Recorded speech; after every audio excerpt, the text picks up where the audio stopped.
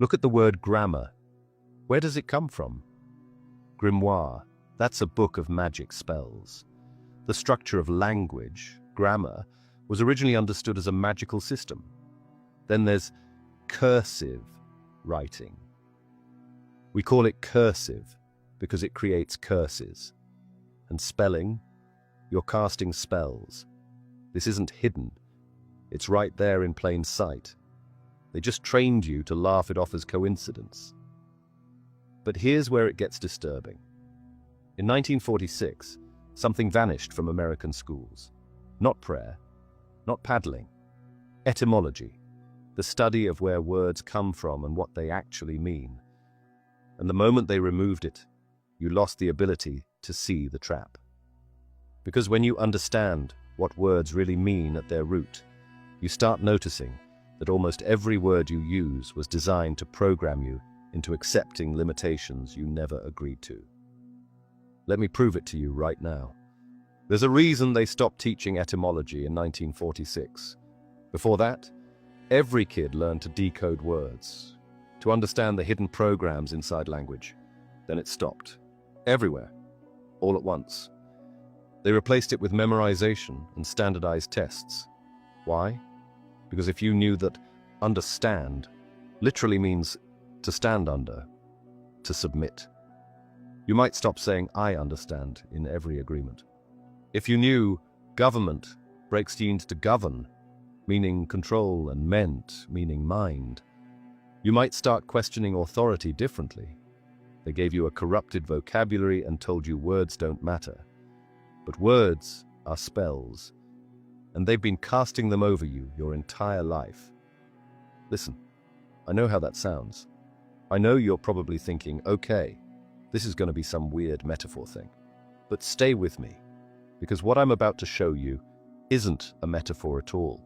It's physics, it's biology, and they've systematically hidden it from you because once you understand that your words aren't describing reality, they're creating it, you become ungovernable.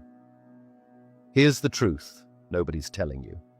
You've been doing the work, right? Like positive thinking. This means you're not lazy, and you're definitely not missing some secret ingredient. But here's what's happening.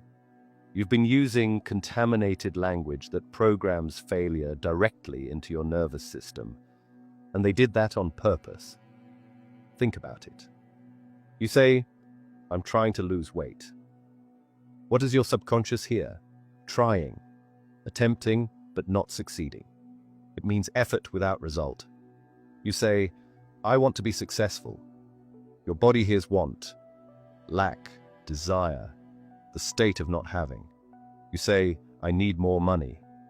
Your cells receive need, scarcity, desperation, emergency mode. Every single one of those statements is a spell, and you just cast limitation into your reality without even knowing it. Now here's what they don't want you to know. The elite study etymology like their lives depend on it. They teach their children Latin, Greek, Sanskrit, Hebrew, these ancient languages that are basically frequency codes. While they're learning to program reality, they give your kids text speak and emojis. They dumb down the vocabulary.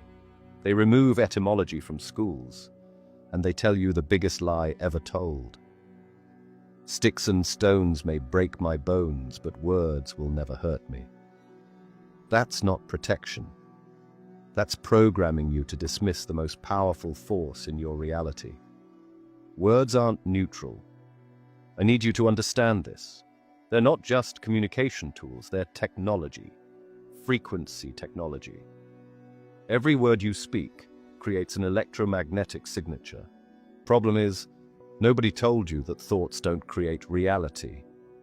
Words do. Because thoughts are made of words, right? You can't think without language. And if your language is corrupted, your thoughts are corrupted, which means your reality is corrupted. It's that simple.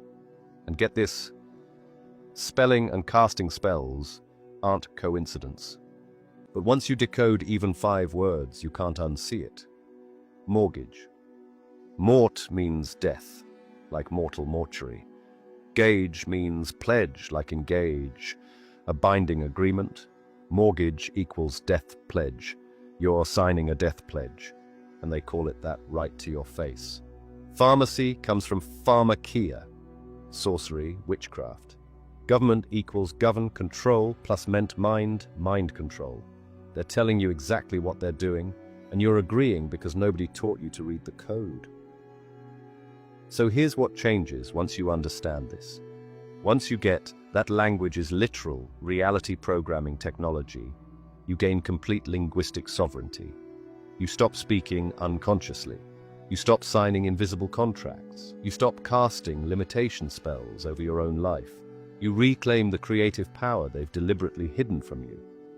This isn't about positive thinking. Positive thinking is surface level.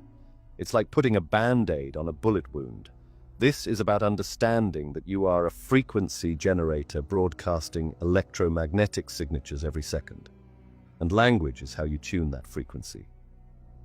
Some people manifest easily, and listen, it's not because they're more spiritual or more blessed. They just understand that every sentence is a contract with the universe, and the universe always says yes. Why decode language when you can just memorize what they tell you it means, right? Just trust us. This word means this. Don't ask where it came from. Don't ask what the roots are. Just memorize it and move on. This was coordinated. After World War II, after they saw what propaganda could do, how language could move entire nations, how words could convince people to do unspeakable things, they systematically removed linguistic literacy from education. Edward Bernays. You've got to know this name. Nephew of Sigmund Freud. Literally wrote the book on propaganda, public relations, he called it. He understood that controlling language controls populations. And his whole philosophy was this: a population that decodes language is dangerous. A population that understands etymology asks too many questions. They see through the manipulation. They recognize the spells being cast.